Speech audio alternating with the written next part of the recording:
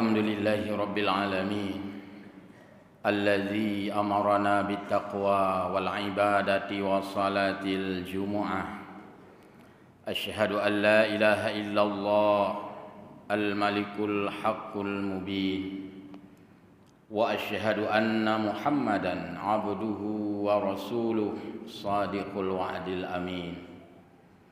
Allahumma salli wa sallim ala Sayyidina Muhammadin Sayyidil Mursalin wa ala alihi wa ashabihi ajma'in. Muslimin hamba Allah muqimis salah al-akifin rahimakumullah, jamaah salat Jumat yang mulia. Sesuatu yang tidak pernah berhenti dan tidak boleh kita hentikan, dan jangan mau jika ada yang ingin dihentikan, adalah aktivitas kita memuji Allah Subhanahu wa Ta'ala. Memuji dalam makna yang luas secara komprehensif, memuji Allah dengan hati, memuji Allah dengan lidah, memuji Allah dengan aktivitas anggota kita. Kepada Rasulullah sallallahu alaihi wasallam yang telah mengarahkan kita umatnya, membina kita selaku umatnya, mengajarkan kita, menuntun kita, memberikan kita mau'izah, terutama di dalam kecerdasan kita untuk memanage kesempatan, untuk memanage alokasi waktu, sehingga dapat kita gunakan secara berimbang. Sebahagiannya kita gunakan fully, secara penuh dan total dalam ranah ubudiyah kepada Allah Subhanahu wa Ta'ala terhadap ibadah-ibadah yang sudah diatur di dalam berbagai format dan kaifiat, dan itu menggunakan sarana-sarana rumah ibadah, menggunakan tata cara ibadah, dan memahami maksud-maksud serta sasaran kepada yang kita ibadahi. Kita adalah abidun, penyembah. Allah adalah ma'budun, yang kita sembah. Sebahagian lagi waktu ini kita gunakan untuk kita beristirahat, karena di dalam agama kita tidak selamanya on time, selama 24 jam harus berada di rumah ibadah, tapi perlunya waktu istirahat, mengumpulkan energi-energi yang baru, karena setiap waktu kita keluarkan tenaga. Ada yang keadaan kita melelahkan, namu feh-feh, maka butuh istirahat. Istirahatlah. Istirahat dengan tujuan agar kita memperoleh tenaga yang baru, energi yang lebih segar, melakukan refresh terhadap kondisi tubuh kita, lalu kita gunakan lagi untuk ibadah. Maka istirahat itu pun ibadah juga. Sebagai makhluk sosial yang punya tanggung jawab terhadap keluarga, istri dan anak, dan kita sebagai manusia membutuh sesuatu yang sifatnya itu kadang-kadang utama, kebutuhan-kebutuhan primer. Kita juga perlu adanya kebutuhan-kebutuhan sekunder yang menunjang kehidupan kita. Juga kita perlu membutuhkan sesuatu yang untuk sifatnya menyempurnakan kebutuhan. Semua itu kita peroleh dengan usaha mencari nafkah. Jika itu tujuannya juga untuk beribadah, maka ketiga-tiganya sama dengan ibadah juga. Ibadah ya ibadah, istirahat juga ibadah, mencari nafkah juga ibadah, sama dengan waktu yang kita gunakan selalu berputar di dalam ranah ibadah dengan cara masing-masing dan dengan alokasi waktu yang berimbang. Kepada Rasulullah sallallahu alaihi wasallam senantiasa kita sampaikan selawat beriring salam. Beliaulah yang mampu menuntun kita. Beliaulah yang mampu memimpin kita. Beliaulah yang mampu menenteramkan kita. Beliaulah yang mampu memanage kita dan alam semesta, sehingga kepemimpinan beliau adalah kepemimpinan universal, kepemimpinan yang menyeluruh.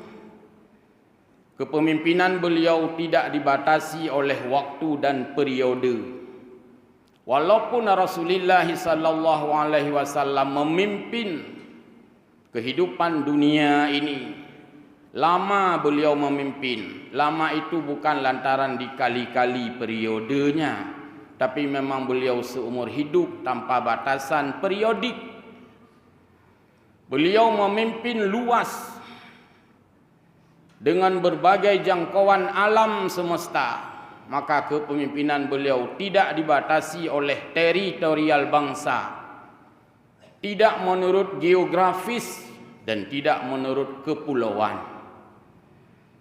Kepemimpinan beliau adalah kepemimpinan alam semesta yang tidak hanya memimpin manusia, tapi memimpin flora, memimpin fauna, alam semesta. Lat batat kaya bate, itu semuanya di bawah kepemimpinan beliau. Maka kehadiran beliau di atas permukaan bumi menjadi rahmat bagi sekalian alam, tidak dibatasi sebagai rahmat bagi semua manusia, sebab melebihi dari manusia adalah alam semesta. Wa ma arsalnaka illa basyiran wa nazira. Hamba Allah, jamaah salat Jumat yang mulia, saat ini kita berada pada tanggal 9 Rabiul Awal, di mana lazimnya kita umat Islam secara mayoritas yang berpaham Ahlus Sunnah wal Jamaah, bicara Rabiul Awal adalah bicara kehadiran Rasulullah di atas permukaan bumi ini, bicara kelahiran Nabi. Maka dimanapun secara masif dan semarak, setiap Rabiul Awal setidaknya memperbaharui, menyegarkan kembali memori kita tentang kecintaan kepada baginda Rasulullah sallallahu alaihi wasallam. Orientasi utama dalam momentum Maulid adalah orientasi kepada uswah, orientasi kepada qudwah. Uswah artinya contoh teladan, qudwah artinya ikutan teladan. Ada uswah, ada qudwah. Inilah dua kata yang saling menafsirkan tentang bagaimana kehadiran sosok Rasulullah sallallahu alaihi wasallam. Apapun profesi kita, dimanapun job kita, dimanapun domisili kita, uswahnya berpusat tersentral kepada Rasulullah sallallahu alaihi wasallam. Tidak ada pekerjaan apapun manusia yang tidak mendapatkan bahagian contoh teladan. Tidak ada profesi manusia yang tidak kebahagiaan daripada uswah pada Nabi. Karena Nabi multi profesi. Karena Nabi melengkapi semua pekerjaan yang beliau geluti sebagai blueprint, acuan, potret, patron kehidupan kita. Adakah kita sebagai petani uswahnya juga kepada Nabi? Jadi contoh teladan bak Nabi nya kan ketengku, olong kan tengku. Apalagi saat sekarang model sorotan-sorotan kepada tengku, kepada ulama, pada tokoh agama. Semua kita berorientasi uswah itu kepada Nabi, karena Al-Quran telah menyebutkan Qul kullu ya'malu ala syakilatih. Katakanlah oleh Muhammad bahwa setiap manusia, kita ini ya'malu ala syakilatih, beraktivitas, bekerja dalam berbagai syakilah profesi, syakilah hobi, syakilah berbagai warna-warni kehidupan. Itu tidak dibantah oleh Nabi. Semua kita punya warna-warni, punya budaya yang berbeda-beda, punya idola yang berbeda-beda, punya pekerjaan yang berbeda-beda, punya lahan pencaharian yang berbeda-beda. Tapi perbedaan-perbedaan itu semuanya tersentralistik kepada sosok Nabi sallallahu alaihi wasallam. Maka bicara uswah dan qudwah, bicara tentang keteladanan, baik keteladanan dalam berperspektif qauliyah, keteladanan verbal, karena kita mesti menjadikan verbal itu berteladan kepada Nabi, maupun keteladanan secara aktivitas, keteladanan dalam kinerja, keteladanan dalam profil, keteladanan di dalam performance. Semuanya itu ada pada Nabi sallallahu alaihi wasallam. Hamba Allah jamaah salat Jumat yang berbahagia. Momentum Rabiul Awal adalah momentum merefleksikan kembali, menghadirkan kembali di dalam memori keutuhan dari sosok Rasulullah sallallahu alaihi wasallam.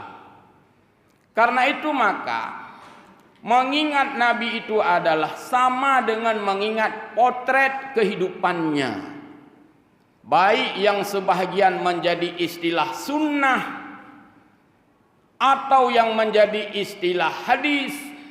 Kesemuanya itulah bicara tentang sosok Rasulullah dalam bingkai uswatun hasanah.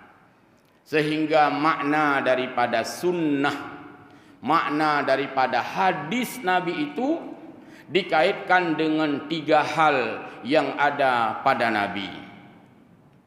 Yang pertama, apa saja yang diriwayatkan angkaulin, dari ucapan-ucapan Nabi yang kemudian di dalam ilmu hadis disebut dengan hadis qauliyah. Artinya hadis yang sifatnya ucapan verbal, perkataan Nabi. Semua itu menjadi uswah bagi kita. Nabi mengeluarkan statement-statement, mengeluarkan slogan-slogan penuh dengan hikmah. Maka kalau kita umat Nabi ingin mengikuti Nabi dalam bingkai uswah, dalam bingkai keteladanan, maka kita teladan juga terhadap verbal Nabi, terhadap bahasa Nabi. Nabi hana cumarut, Nabi hana tumena, Nabi hana memfitnah orang, Nabi hana menjelek-jelekkan orang. Semua mengandung perdamaian dan keteduhan bagi pendengarnya. Bandingkan dengan verbal kita hari ini, ju penyung mungkin tak dengar. Kita tidak berorientasi kepada teladan dari segi verbal kepada Nabi. Kemudian yang disandarkan kepada Nabi adalah an fi'lin, yaitu apa yang dikerjakan oleh Nabi. Sehingga dalam ilmu hadis melahirkan istilah hadis fi'liyah. Hadis-hadis yang sifatnya praktikum, hadis-hadis yang sifatnya aplikatif, hadis-hadis yang sifatnya aktivitas Nabi disebut hadis qauliyah. Lihatlah dalam sejumlah hadis-hadis fi'liyah Nabi. Nabi tidak pernah mengganggu orang lain. Jangankan mengganggu dengan fisik, mengganggu dengan bahasa saja. Jangankan mengganggu dengan perbuatan, dengan lisan pun tidak pernah mengganggu orang lain. Bahkan itu merupakan tekanan bagi umatnya, jangan sampai hidup kita itu menjadi pengganggu.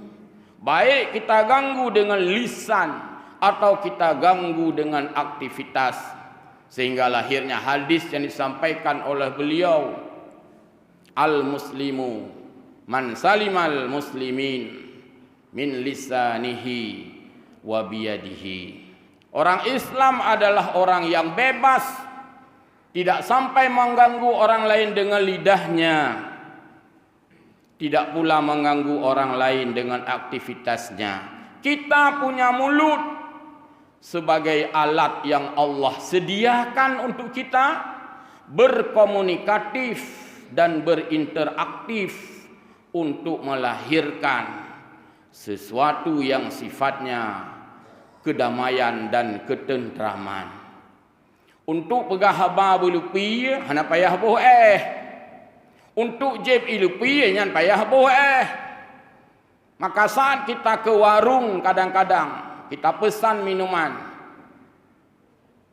boh iya saboh gelah, teh saboh gelah. Orang jualan mungkin bertanya, "Na payah boh boh mangat lepi." Tapi untuk bicara hana payah taboh tapi mestinya lupi ya, dia pegah haba lupi ya. Ini kadang-kadang kita harus berpesan, hai pegah haba sehat, boh mengat lupi ya.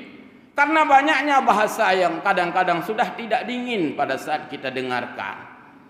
Padahal kita menjadikan Nabi uswah, pola, blueprint dalam segala aspek, dalam segala segmen kehidupannya. Hamba Allah yang berbahagia, maka mencintai Nabi. Walaupun tradisi kita melakukan perayaan Maulid dengan berbagai kegiatan aktivitas, kendurikah, santunankah, itu semua kebaikan. Kebaikan yang kita lakukan, dan kita tidak setuju juga dengan pihak-pihak yang menganggap itu bukan kebaikan. Karena kita juga punya prinsip keagamaan. Mungkin kebaikan itu pun barangkali menjadi rongrongan bagi pihak-pihak lain.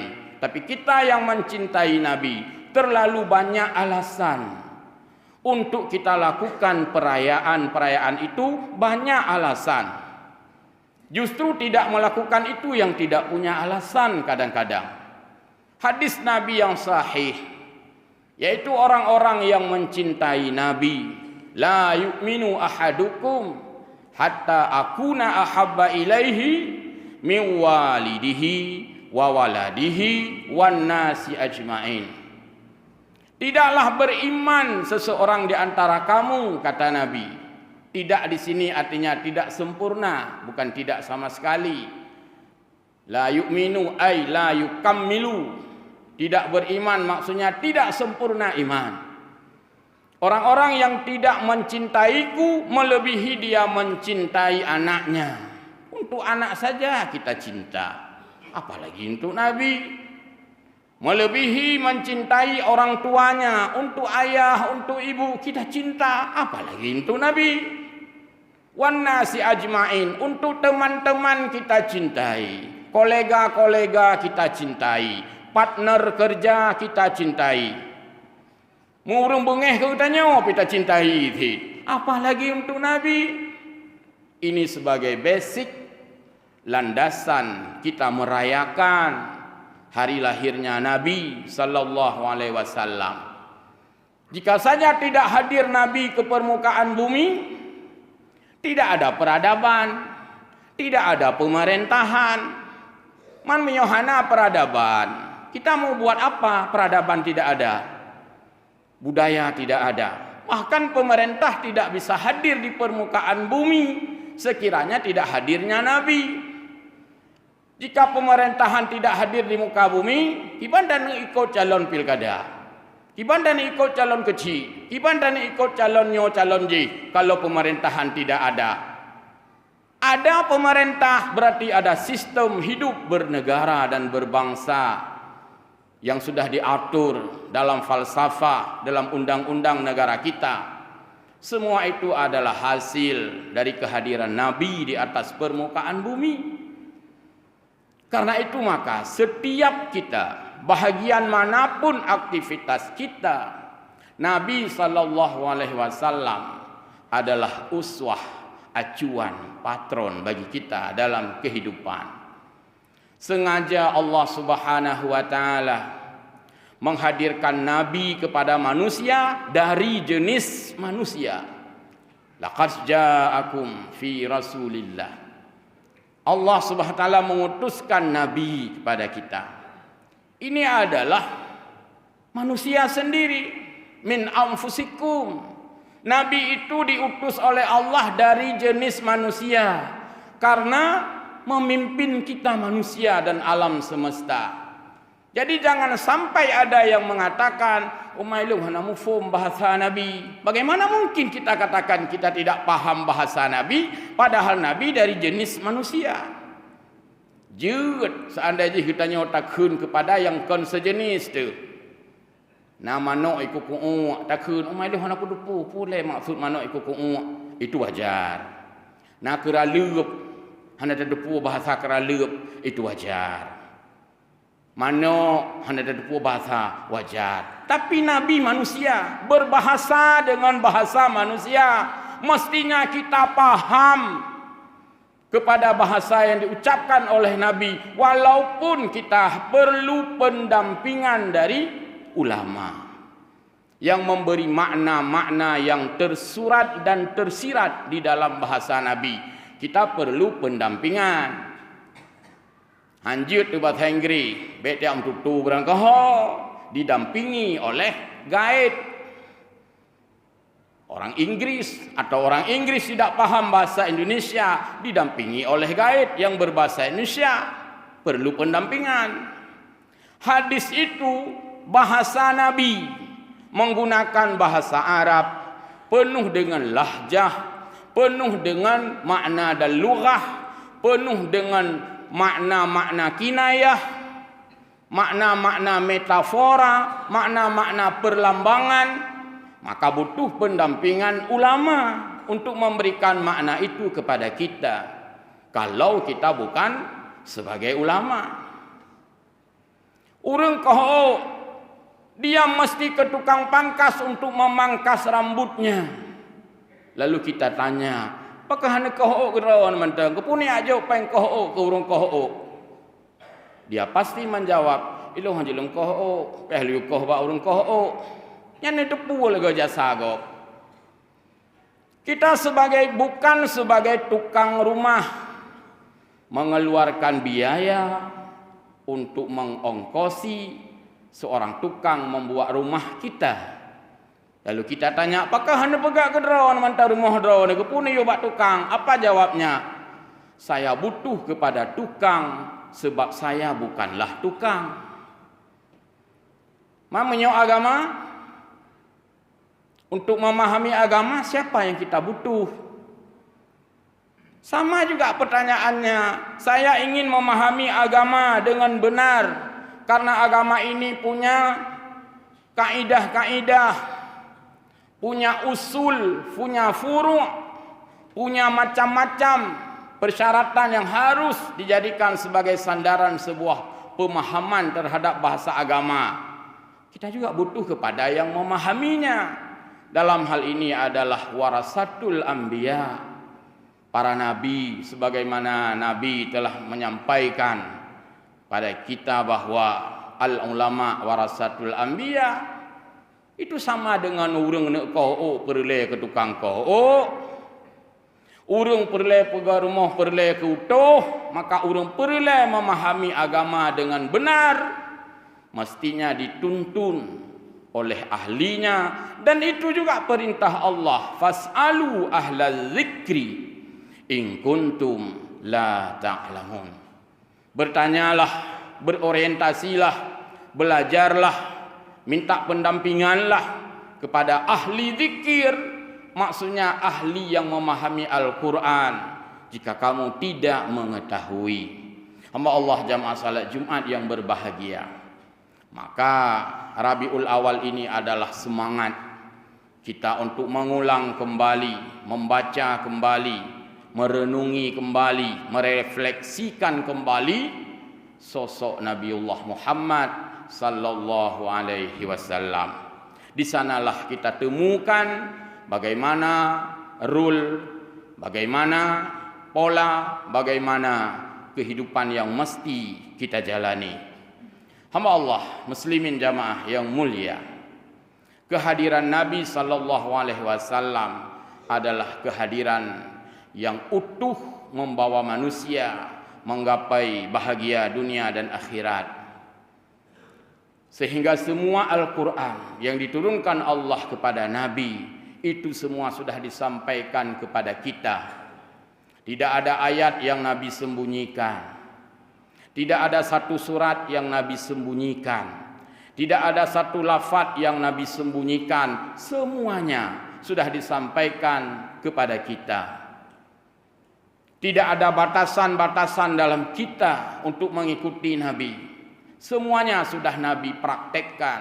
Tinggal kita melihat profilnya bagaimana. Dan inilah butuh kepada bimbingan-bimbingan sehingga hidup kita terarah. Maka apa yang diajarkan oleh Nabi dalam makna yang luas, semoga meluaslah di atas permukaan bumi ini. Karena Nabi itu bukan diturunkan hanya untuk warga masyarakat Aceh, tidak hanya diturunkan untuk bangsa Indonesia, tidak hanya diturunkan untuk satu pulau atau benua, tapi Allah mengutuskan beliau menjadi rahmatan lil alamin. Rahmat bagi siapapun yang hidup di atas permukaan bumi. Hamba Allah muslimin yang berbahagia, suasana saat ini adalah suasana yang pertama sehubungan dengan meninggalnya ulama kita yang ada di Jinib. Kita berduka walaupun ya, hampir semua kita sudah takziah, sudah tahlilan, berbela sungkawa. Itu juga bahagian daripada ranah keagamaan kita. Yang kedua, ke depan kita akan menyongsong demokrasi di negeri ini yang merupakan amanah dari pendiri-pendiri negeri, founding father kita. Mestinya kita hidup dengan damai, tidak ada ucapan-ucapan yang saling menyakiti, tidak ada kecurigaan-kecurigaan yang melampaui, tidak adanya sikat dan sikut. Semua kita adalah hidup sama, punya hak yang sama di mata Allah Subhanahu wa taala, punya hak yang sama di mata negara kita. Mari kita berdemokrasi secara damai. Mari kita berdemokrasi, menjadikan itu bahagian daripada sistem kehidupan kita yang ujung-ujungnya itu menjadi ranah ibadah bagi kita semua. Apapun cerita, kehadiran pemimpin sesuatu yang mesti di setiap negara. Kehadiran kepala mesti sesuatu yang mesti pada setiap instansi. Tetapi kita memilih jalur-jalur yang diridai oleh Allah Subhanahu wa taala. Jangan lupa takdir. Qulillahumma malikal mulki tu'til mulka man tasya wa tanzi'ul mulka mimman tasya wa tu'izzu man tasya wa tudhillu man tasya. Di ujungnya dikunci oleh Allah, biyadikal khair innaka ala kulli syai'in qadir. Allah Subhanahu wa taala sebagai pemilik segala kerajaan, dialah yang memberikan kepemimpinan kepada seseorang, dia pula yang mencabut dari seseorang. Dialah yang memuliakan seseorang, dia pula yang menghinakan seseorang. Karena itu maka semua kita ini tergantung kepada takdir Allah Subhanahu wa taala. Kita tidak sedikit pun diberikan hak menentukan takdir. Karena itu maka jangan pernah membentuk tim takdir. Bentuk saja tim ses, jangan bentuk tim takdir, karena takdir ada di sisi Allah semata-mata. Manusia hanya bisa berupaya berikhtiar. Semoga upaya-upayanya berhasil dan itu dijadikan sebagai ranah kebaikan untuk kita memposisikan diri kita sebagai hamba Allah yang hidup di atas permukaan bumi, menikmati semua sarana prasarana yang Allah berikan dan menikmati nikmat-nikmat Allah yang Allah gratiskan, maka kita taat dan bermudiah kepadanya sebagai hamba yang mukmin, hamba yang muslim, patuh dan loyal, tunduk di sisi Allah serta mengikuti pola kehidupan Rasulullah sallallahu alaihi wasallam. Demikian, mudah-mudahan mauidhah singkat ada manfaat bagi kita semua. Selamat merayakan peringatan hari lahirnya Nabi besar Muhammad sallallahu alaihi wasallam 1446 Hijriah.